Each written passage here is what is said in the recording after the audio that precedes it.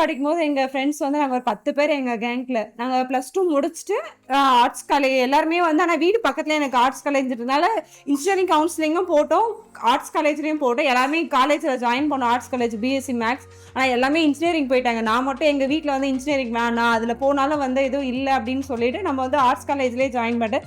College கூட நான் போகல, உடனே டிஎன்பிஎஸ்சி கிளாஸ்க்கு சேர்த்துட்டாங்க. ஸோ அந்த 3 இயர்ஸ் போனால் அன்றைக்கி வந்து நான் ஃபீல் பண்ணேன், நம்ம ஃப்ரெண்ட்ஸ் எல்லாமே வந்து இன்ஜினியரிங் படிக்கிறாங்க, நம்ம மட்டும் ஆர்ட்ஸ் காலேஜில் படிக்கிறோமே.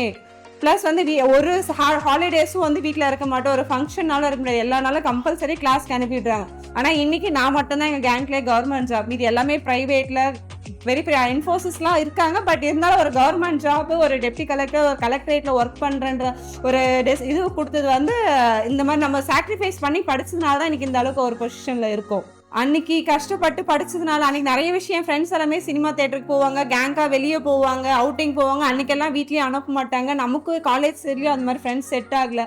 ஸோ அவங்க கூடயே போகணும். அன்றைக்கெலாம் சாக்ரிஃபைஸ் பண்ணதுனால இன்றைக்கி வந்து ஒரு நல்ல பொசிஷனில் இருக்குது, இன்றைக்கி நம்ம போகிற மாதிரி ஒரு இதுவும் இருக்குது. ஸோ அதனால் படிக்கிற ஏஜில் நல்லா படிச்சுட்டு அன்றைக்கி சாக்ரிஃபைஸ் பண்ணதான் நம்ம லைஃப் லாங் வந்து ஜாலியாக வந்து ஒரு கௌரவமாகவும் இருக்க முடியும், ஒரு நல்ல ஒரு பவர்ஃபுல்லாகவும் இருக்க முடியும்.